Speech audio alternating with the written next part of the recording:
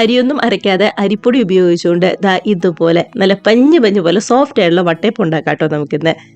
ഇതിന്റെ മാവ് റെഡിയാക്കി എടുക്കാനായിട്ട് ഒരു 5 മിനിറ്റ് പോലും തികച്ച് വേണ്ട. പിന്നെ ഒന്നും കൂടി പുളിച്ച് വരേണ്ട സമയം മാത്രമേ ഉള്ളൂ കുറച്ചധികം. അപ്പോൾ മിസ് ചെയ്യാതെ ദാ ഈ ഒരു രീതിക്ക് എല്ലാവരും ഒന്ന് ട്രൈ ചെയ്ത് നോക്കൂ കേട്ടോ. ഉറപ്പായിട്ടും ഇഷ്ടാവും. അപ്പോൾ അതിനായിട്ട് ആദ്യം തന്നെ മിക്സിയുടെ ഒരു വലിയ ജാറ് നമുക്ക് എടുക്കാവേ. ഇതിനകത്തേക്ക് അരിപ്പൊടിയാണ് ചേർത്ത് കൊടുക്കുന്നത്. നമ്മൾ സാധാരണ അപ്പത്തിനും ഇടിയപ്പത്തിനും ഒക്കെ എടുക്കുന്ന അരിപ്പൊടി ഉണ്ടല്ലോ, അതാട്ടോ ഞാൻ എടുത്തിരിക്കുന്നത്. 250 ml കപ്പിന് 1 കപ്പ് എടുത്തിട്ടുണ്ട്.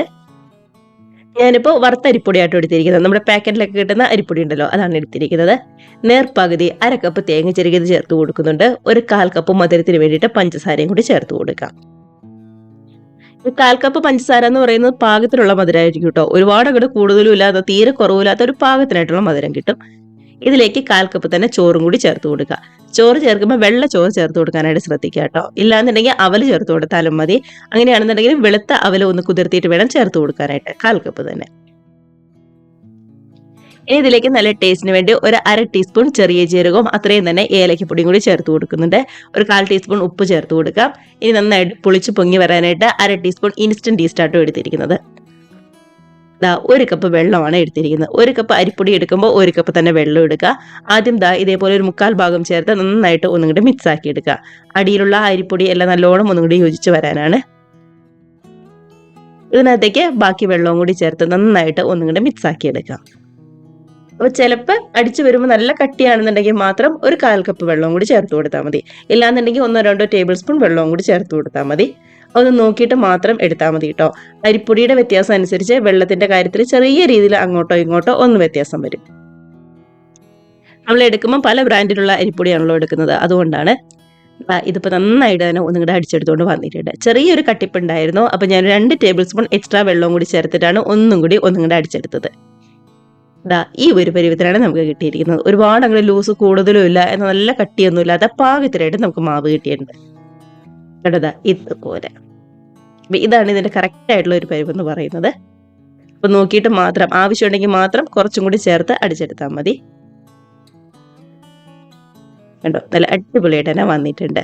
ഒരു 5 മിനിറ്റ് പോലും തികച്ച് വേണ്ട നമ്മുടെ ഈ മാവ് ഒന്ന് റെഡിയാക്കി എടുക്കാനായിട്ട്. അപ്പൊ ഇനിയിപ്പോൾ ഒന്ന് പുളിച്ച് വരാനായിട്ട് നമുക്ക് മൂടി വെച്ച് വെയിറ്റ് ചെയ്യാം. നല്ല ചൂടൊക്കെ ഉള്ള കാലാവസ്ഥയാണെന്നുണ്ടെങ്കിൽ 1 മണിക്കൂറിൽ തികച്ച് വേണ്ട കേട്ടോ. പെട്ടെന്ന് ഇങ്ങോട്ട് പൊങ്ങി വന്നോളും.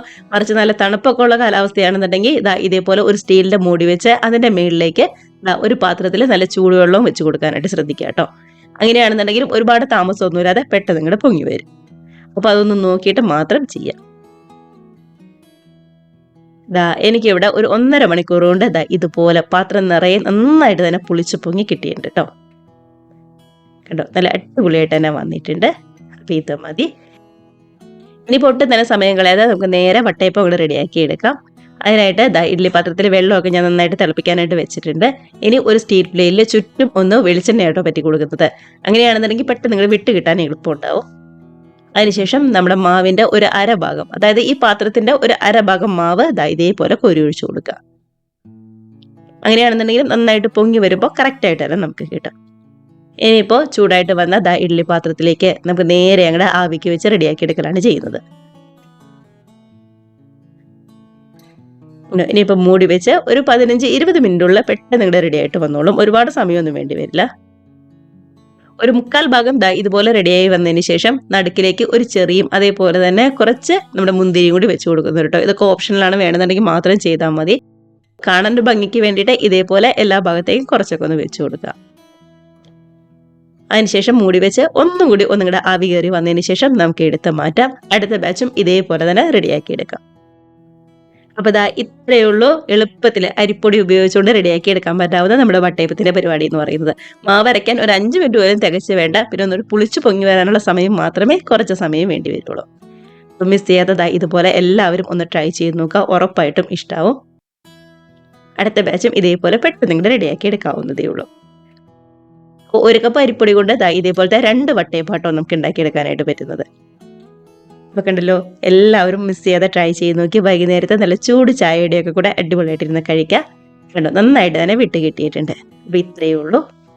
കൂടെ തന്നെ കമൻസ് ഒക്കെ ആണെന്നുണ്ടെങ്കിലും മറക്കാതെ അറിയിക്കുക. നമുക്കപ്പോൾ ഇതേപോലുള്ള പുതിയ നല്ല അടിപൊളി വീഡിയോസ്, റെസിപ്പീസ് ഒക്കെ ആയിട്ട് വീണ്ടും കാണാം. അതുവരെ എല്ലാവർക്കും ബൈ.